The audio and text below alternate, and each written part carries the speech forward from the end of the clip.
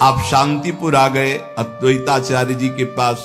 शांतिपुर के समीप ही फुलिया नामक ग्राम में एकांत में छोटी सी फूस की झोपड़ी बनाकर अहरनिश कृष्ण नाम जप रहे थे। उस समय बादशाह यवन ही था और वहां के बड़े बड़े काजी अधिकारी यवन ही थे।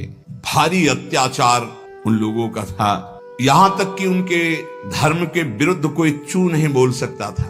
सत्ता थी। अब जब वहां काजी को पता चला कि रात दिन ये नाम जप करता है और यवन धर्म से इसका जन्म है, तो उनके मन में आया कि इसको दंड दिलाया जाए कि बड़ा इसका सम्मान हो रहा है। काजियों का ये समझो एक तरह के वो बादशाह ही होते थे, बादशाह उन्हीं के इशारे से चलते थे। गोराई नाम का एक काजी था जो बहुत ही कठोर और कर्कश स्वभाव का था। हरिदास जी का प्रभाव देखकर वो ईर्ष्या से देखता। मतलब कुछ लोग ऐसे देखते हैं कि बस उनके पास जो है वो भस्मासुर वाली ताकत नहीं है कि हाथ धर दे भस्म हो जाए, नहीं तो भक्तों को वो भस्म ही कर दे, ऐसी दृष्टि होती है। वो दृष्टि से पता चलता है। वो हरिदास जी को ऐसे देखता कि कैसे इनको नष्ट कर दूं। और जब उसको ये पता चला कि यवन धर्म के ही है, तब तो बढ़िया उसको रास्ता मिल गया।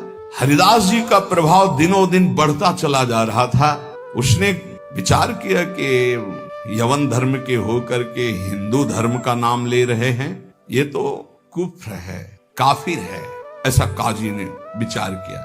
इसे बादशाह के सामने पहले पेश करें, फिर इसको दंड निर्धारित करें। गुराई काजी ने विरुद्ध राज दरबार में अभियोग चला दिया ठाकुर हरिदास जी की। राज आज्ञा हुई तत्काल गिरफ्तार किया जाए, क्योंकि बादशाह यवन था। हथकड़ी बेड़ियों से जकड़ लिए गए। ठाकुर डरना नहीं, ये डिग्री वालों की बात है जो उच्च कोटि के महापुरुष है। तुम मत सोच लेना कि हम राधा राधा जपेंगे, तो ऐसा नहीं। भगवान वो सामर्थ्य देते जो प्रहलाद जी को सामर्थ्य दी, वही ऐसे भक्तों को सामर्थ्य देते।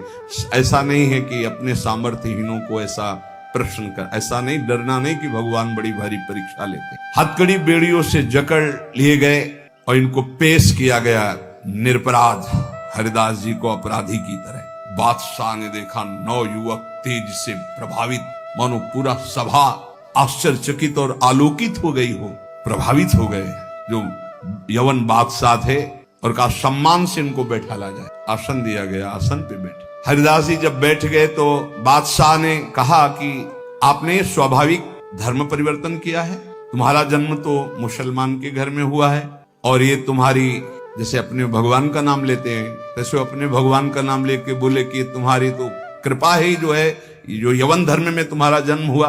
बादशाह ने कहा तुम काफिरों का आचरण क्यों करते हो, इससे तो तुम्हें नर्क जाना पड़ेगा। मुझे बड़ी दया आ रही तुम्हें देखकर, दंड देना नहीं चाहता, फिर भी तुम तोबा बोलो, प्रायश्चित करो और कलमा पढ़ो, छोड़ो इसे, तो तुम्हारे दंड में हम कुछ कमी कर सकते हैं, नहीं तो भयानक दंड तुम्हें मिलेगा, क्योंकि तुम काफिर हो। सुख की प्राप्ति धर्म से चलने से होती, तुम धर्म का त्याग कर चुके हो। हरिदास जी ने कहा श्रीमान महाशय, आपने जो कुछ कहा आप अपने ज्ञान के अनुसार, विश्वास के अनुसार, धर्म के अनुसार ठीक बोल रहे हैं। आपका विश्वास आपको फल देता है, ठीक कह रहे हैं। क्या कोई हिंदू आपके धर्म को स्वीकार करेगा? अगर स्वीकार करेगा तो उसे नर्क मिलेगा। बोले नहीं, वो स्वीकार कर सकता है और उसकी भगवान की कृपा होगी। वो अपने भगवान का नाम लेते हुए बोले हाँ। तो क्या कोई इस्लाम छोड़कर अगर हिंदू धर्म को स्वीकार करता है, क्या उसके ऊपर भगवान की कृपा नहीं होगी? क्या वो भगवान का भजन नहीं करता? फंसा लिया। काजी बीच में बोल पड़ा, देखो साहब, इसकी बातों में मत आना। अगर आप इसको छूट दी तो आगे आप समझ लीजिए कि आपके धर्म में चलने वाले कितने लोग ऐसा करने लगेंगे। हरिदास जी ने कहा हमारी निष्ठा भगवान नाम में है। आप चाहे अभी इसी क्षण मेरे प्राण ले लो, मेरा नाम रुकने वाला नहीं। मैं कभी तोबा नहीं बोल सकता, क्योंकि मैं कोई अधर्म नहीं कर रहा हूं, किसी को कष्ट नहीं दे रहा हूं। ये निष्ठा देखकर पसीना पसीना हो गया मुलुकपति। तेज गर्व भरी भगवान निष्ठा की बात, इस पे नहीं दैन्यता होती। नहीं, प्राण ले लो अभी अपने हम धर्म पर। मुलुकपति ने कहा तुम्हारी बातें हिंदुओं के लिए ठीक हो सकती, लेकिन हम यवनों के लिए नहीं। तुम हमारे धर्म में पैदा हो, इसलिए हमारी बात पर विश्वास करो। हरिदास जी ने कहा महाशय आपका कहना ठीक है, किंतु विश्वास किसी बल से नहीं तोड़ा जा सकता। बादशाह से ऐसे बात वही कर सकता है जिसे भगवान का बल प्राप्त हो। देखो मैं पूर्व जन्म का कोई न कोई संस्कार लेकर के आया हूं, जिससे भगवान नाम में मेरी प्रीति हुई है। और मैं भगवान नाम छोड़ नहीं सकता, मेरा दृढ़ विश्वास है चाहे अभी प्राण ले लिए जाएं। और अगर आप ऐसे ही दंड देने वाले हैं तो कितने लाखों हिंदुओं को मुस्लिम बना लिया, क्या उनको दंड दे रहे हैं आप? यदि ऐसा वो दंड के अपराध भागी नहीं बने कि हिंदू धर्म छोड़कर आपने उनको यवन धर्म में बना लिया, तो मैं यवन धर्म छोड़कर अगर नाम जप करता हूं तो मैं अपराधी कैसे हो सकता हूं? बादशाह चुप हो गया। गुराई काजी ने देखा यहां मामला तो उल्टा हो गया। तब जोरों के साथ कहा, हम ये सब कुछ नहीं सुनना चाहते, इस जो धर्म के प्रतिकूल चले उसको दंड देना चाहिए। तुम अधर्म कर रहे हो, तुम काफिर हो, तुम्हें दंड मिलना चाहिए। काजी के बोलते ही बादशाह चुप हो गए, ना इधर कुछ बोल पा रहे ना इधर। फिर कहा कि देखो गोराई काजी जो कह रहे हैं तुम वो बात मान लो और कलमा पढ़ो और छोड़ो ये नाम जप करना। हरिदास जी ने कहा, श्रीमान महाशय हम एक बार केवल बोलते हैं, दोबारा आपको जो कहना हो सो कह लीजिएगा, मैं बोलूंगा नहीं। मैं प्राण त्याग सकता हूं पर भगवान नाम नहीं छोड़। क्या निष्ठा है! आप दंड जो देना चाहे मैं स्वीकार करता हूं, लेकिन नाम नहीं छोड़ सकता। मेरी देह के आप इसी सभा में सैकड़ों टुकड़े कर दिए, हर टुकड़े से निकलेगा कृष्ण कृष्ण कृष्ण, छूटेगा नहीं नाम। मैं तुम्हारे दंड देने से विचलित नहीं हो सकता। मैं हरिनाम को जब तक श्वास है नहीं छोड़ सकता। अब आखिरी मेरी ये बात है, आप चाहे दंड दें या जो चाहे सो करें। निर्भीक उत्तर सुनकर के बादशाह सोच में पड़ गए, ऐसे महान को क्या दंड? गुराई काजी की तरफ देखा। गुराई काजी ने कहा, हुजूर बिल्कुल दया नहीं, दंड चाहिए, नहीं तो फिर बड़ी समस्या आ जाएगी कि अपने धर्म के लोग बहुत से उधर हो जाएंगे, बहुत हानि हो जाएगी, मनमानी लोग करने लगेंगे। मुलकपति ने कहा, सही पूछो तो मेरे में हिम्मत नहीं है।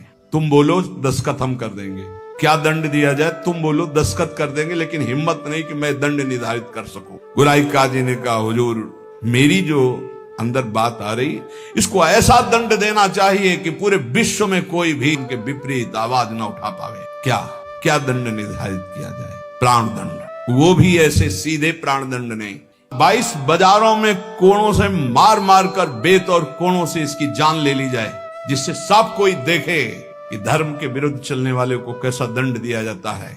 सभी लोग ऐसा देखें और किसी की हिम्मत ना पड़े। मुलकपति ने दस्तखत कर, ऐसा है। अब तो क्या था, जल्लादों ने तत्काल हाथ बांध दिए महान भगवान नाम जापक के, और वही दरबार से शुरू की। वो कोड़े जो ऐसे लगते कि खाल को खींचते चले जा रहे, घाव पे घाव, हर बाजार में भीड़ में सब जगह ऐसे। ठाकुर हरिदास जी बोलते, हरि बोल, जहां कोड़े लगते हरि बोल। बलिहार है, क्या हृदय भगवान ने बनाया इन महापुरुषों का कि इतना भयानक पीड़ा और कष्ट के बीच में कभी आह नहीं कहा। पीठ में से रक्त की धाराएं बह रही, निर्दयी जल्लाद घावों पर कोड़ों का प्रहार कर रहे, और हरिदास जी के मुख से वही जोर की ध्वनि निकलती जैसे कोड़ा पड़ता, हरि बोल। धन्य है ये जगत इन्हीं महापुरुषों के नाम कीर्तन से, इन्हीं के यश कीर्तन से आज पावन है। सत्य कहते हैं, इन्हीं महापुरुषों के प्रताप से आज हम कुछ हरि बोल, कृष्ण बोल, राधा बोल सकते हैं। नहीं, हमारी सामर्थ्य क्या, यही सब ये साक्षात भगवत स्वरूप पार्षद अवतरित हुए जो ऐसी सामर्थ्य का दर्शन कराया। ये है भक्ति, ये है निष्ठा, नाम निष्ठा। चेहरे पर तेज और मुस्कुराहट है, जवान पर हरिनाम है, शरीर पर कोड़ों की वर्षा है। जरा विचार की क्या स्थिति है। मतलब देखने वाले चीख पड़ते, रो पड़ते, दुख से आंखें बंद कर लेते। अरे ऐसे निर्मम जल्लाद ऐसे महापुरुष को कष्ट दे रहे हैं जो निरपराध, कोई अपराध नहीं किया, लेकिन किसी की हिम्मत क्या कि कोई बोल सके, कोई रोक सके बादशाह के हुक्म के आगे। हरिदास जी की वही मुस्कुराहट, वही आनंद भरा शब्द, हरि बोल। जल्लाद पीटते चले जाते हैं। 22 बाजारों में घुमा घुमा करके कोड़ों से मार मार करके लथपथ मांस के टुकड़े गिर रहे हैं। ऐसे कोड़े मारते कि चिथड़ा हो जाता सरे। जल्लाद आश्चर्य में हो गए कि किस माटी का बना हुआ ये भगत है, एक बार भी उफ नहीं निकला, आह नहीं निकला, हरि बोल। और जहां वो मारते कोड़े और कहते, अब भी कहता है हरि बोल, तो मुस्कुरा के देखते बोले तेरा भी कल्याण हो, क्योंकि वो भी यवन जल्लाद थे। वो गुस्सा में बोलते, अब भी कहता है हरि बोल, तो कहते तेरा भी कल्याण हो गया, क्योंकि तू भी 2 बार तो हरि बोला, तेरा भी कल्याण हो। ऐसे कोड़े चल रहे थे कि 10-5 कोड़ों में ही मृत्यु हो जाए आदमी की। पीठ पर असंख्यों कोड़े, नाम बराबर उच्चारण हो रहा है, कोई मुखारविंद में वेदना नहीं, कोई दर्द की वेदना नहीं। हरिदास जी बीच बीच में भगवान से प्रार्थना करते जा रहे हैं, प्रभु किसी का दोष नहीं, नाथ किसी को दंड, न इन जल्लादों, न काजी को, न बादशाह को। प्रभु मेरी प्रार्थना है, किसी को दंड, प्रभु से बात कर रहे हैं, जो दंड दे रहे हैं उनके लिए वो उसी समय भगवान से प्रार्थना कर रहे हैं कि इनको किसी को कष्ट, क्योंकि पता है प्रभु ये सब भूले हुए लोग हैं, इनके अपराध को आप कभी मानना ही नहीं कि अपराध। कैसे कृपालु भक्त, जिनके ऊपर प्रहार हो रहा है वो प्रभु से प्रार्थना कर रहे हैं, प्रहार करने वालों को कष्ट मत देना प्रभु, ये बेचारे हैं, ये भूले हुए हैं। महात्मा हरिदास जी आखिरी में हरि बोल कहकर मूर्छित हो गए। उन जल्लादों ने देखा कि नस नाड़ी में कोई धड़कन नहीं, अब ये पधार गए। गोराई काजी ने देखा कि हाँ ये पधार गए। सहमति हुई कि अगर इसको जमीन में दफनाओगे तो उत्तम गति होगी उनके अनुसार, इसलिए इसको गंगा में फेंक दो। गोराई काजी ने कहा अगर कब्र में हमारे धर्म के अनुसार तो फिर इसे बहिष्ठ स्वर्ग की प्राप्ति होगी, वो मैं होने नहीं दूंगा, इसलिए इसको गंगा में फेंक दो। फेंक दीजिए। जे ही पतित पावनी भागीरथी का स्पर्श हुआ, मुख में गंगा जल गया तो जैसे अमृत गया हो। और तो गंगा के प्रवाह में गंगा जी गोद में लेके जा रही, डुबो नहीं रही। अब उनको चेतना आई कृष्ण, गंगा जी धीरे धीरे उनको अपनी लहरों से, गंगा जल के स्पर्श से सारी जो वेदनाएं थी, घाव थे, उनमें बड़ी शीतलता। हरिदास जी को चेतना हुई और बहते हुए जब किनारे लगे तो लोगों ने उनको उठाया और फुलिया के समीप उनको गोद में लेकर के ले गए, जहां उनकी पहले कुटिया थी। चारों ओर ये बात तो फैल ही गई थी। हरिदास जी के दर्शन के लिए भारी भीड़ इकट्ठा हुई। हरिदास जी बैठ करके कीर्तन कर, क्या देह है, क्या स्थिति है। इसलिए जैसे भगवान अनंत, उनके भक्त की महिमा अनंत। गंगा जल के स्पर्श से सारे घाव खत्म हो गए, किसी औषधि की जरूरत नहीं पड़ी। चमत्कार। जब बादशाह ने सुना कि वो जीवित हो, नाम कीर्तन कर रहे हैं, तो विश्वास ही नहीं हुआ गौराई जी को कि ऐसा हो ही नहीं सकता, ऐसा बिल्कुल नहीं हो सकता, क्योंकि कुछ बचा ही नहीं था, इतनी उनकी मार मारी गई थी, ऐसा हो ही नहीं सकता। बादशाह, गोराई काजी सब देखने के लिए आए। जब ये सुना कि बादशाह सब हटाया गया, बादशाह जाग, वही तेज, वही नाम, वही स्वस्थ शरीर। तब उन्होंने गोराई काजी की तरफ देखा और कहा भारी अपराध, ये कोई साधारण नहीं हो सकते, ऐसा दंड पाने के बाद तो कोई जीवित ही नहीं रह सकता। साष्टांग दंडवत ठाकुर हरिदास जी की बादशाह ने की और कहा मुझे क्षमा करो, वैसे मैं दंड देना नहीं चाहता था, लेकिन ये गोराई काजी ने, उन्होंने कहा श्रीमान अब भी आपसे प्रार्थना करता हूं, आपका इसमें कोई दोष, ये कोई हमारा पूर्व का हिसाब था जो पूरा हो गया, आप प्रसन्न रहिए।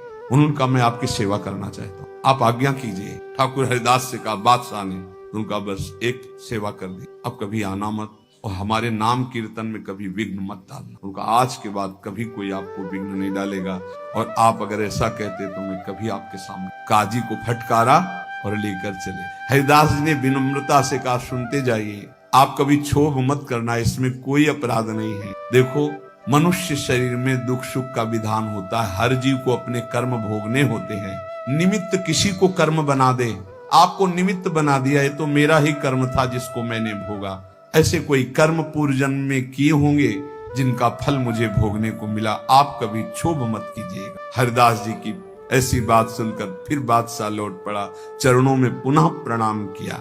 जितने भी वैष्णव ये सब आकर के बड़ा दुख प्रकट किए हरिदास जी के पास। क्या भगवान, कहाँ भगवान, आपके ऊपर कोड़े चल रहे थे, कहाँ भगवान थे, क्यों नहीं बचाए।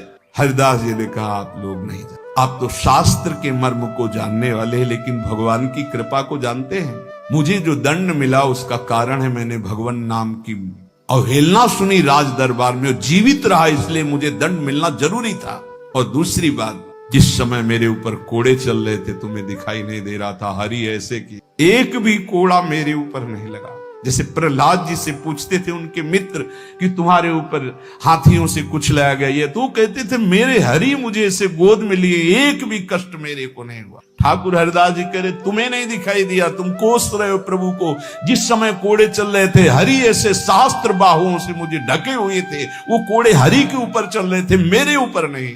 वो हरि वार ले रहे थे, मेरे ऊपर नहीं। तभी वो जोर से बोलते थे हरि बोल। क्योंकि हरि पास में। ये भक्त जानता है, बहरी क्या जाने। मुझे तो तनिक भी दुख नहीं हुआ, ना क्लेश हुआ। बस आप सब भक्तों से यही कहते हैं, ठाकुर हरिदास जी कह रहे हैं, आप अविश्वास मत कीजिए प्रभु पर, उनके नाम में अपार सामर्थ्य। मुझे जो सुख मिला है वो तुम्हें कैसे बताऊं।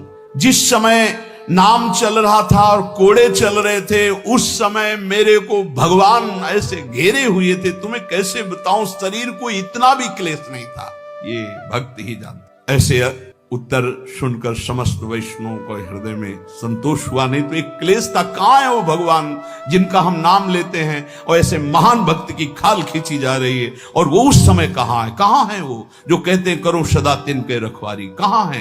तब ठाकुर हरिदास जी आया। जैसे प्रहलाद जी को सैकड़ों बार भयानक पीड़ाएं दी गई, पर्वत के नीचे दबाया गया, सर्पों के विष से पिलाया गया, डसवाया गया, गैस में बंद किया, क्या क्या कष्ट नहीं, कुछ भी कष्ट प्रहलाद जी को नहीं होता था। हरिदास जी महाराज का स्वस्थ शरीर वहीं फुलिया ग्राम में रहकर निरंतर भगवान नाम उपासक। जीवन का सबसे बड़ा फल है नाम में प्रीति। किसी भी प्रलोभन से लुभायमान होकर नाम मत छोड़ो, किसी भी भय से भयभीत होकर नाम मत छोड़ो, तो तुम्हें दिखाई देगा जैसे ठाकुर हरिदास को दिखाई दिया कि प्रभु हजार बाहुओं से ऐसे, तो एक भी कोड़ा ठाकुर हरिदास जी को दुख नहीं पहुंचा सका। कर तुम अकर तुम मन था कर तुम श्री भगवान।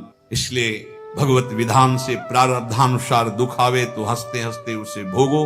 राधा राधा राधा राधा राधा। कभी अविश्वास मत करो कि भगवान कहां, जो हमारे दुख की निवृत्ति नहीं कर रहे। नाम जप करोगे तो अपने आप ऐसा ज्ञान हो जाएगा, अपने आप ऐसी स्थिति आ जाएगी, हर दुख सहने की स्थिति आ जाएगी, हर सुख सहने की स्थिति आ जाएगी।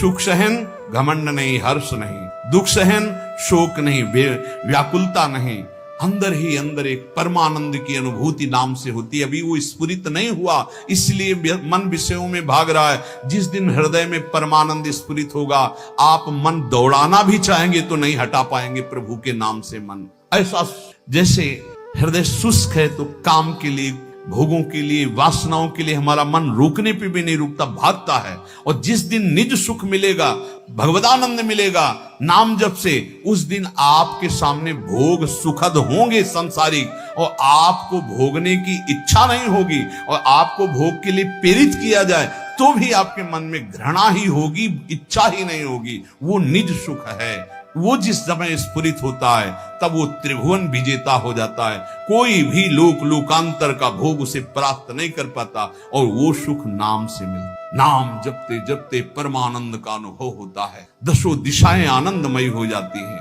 भाव कुभाव अनख आलसहु, नाम जपत मंगल दिश दसहु। इसलिए भाव बने ना बने, श्रद्धा बने ना बने, नाम शुरू करो। ऐसे पकड़ो कि नाम ना छूटे, चाहे प्राण छूट जाए तो जन्म जन्म की बिगड़ी बन जाएगी। भगवान का सानिध्य तुम्हें अनुभव होने लगेगा कि भगवान तुम्हें कितना दुलार कर रहे हैं, प्रिया जी आपको कितना दुलार कर रहे हैं। इसलिए हठ पूर्वक नाम में प्रीति करो, नाम जपने का अभ्यास करो। इसी से सब हो जाएगा, ज्ञान वैराग्य भक्ति प्रेम योग जो चाहोगे सब प्राप्त हो जाएगा। शेष चर्चा आगे। श्री राधा वल्लभ।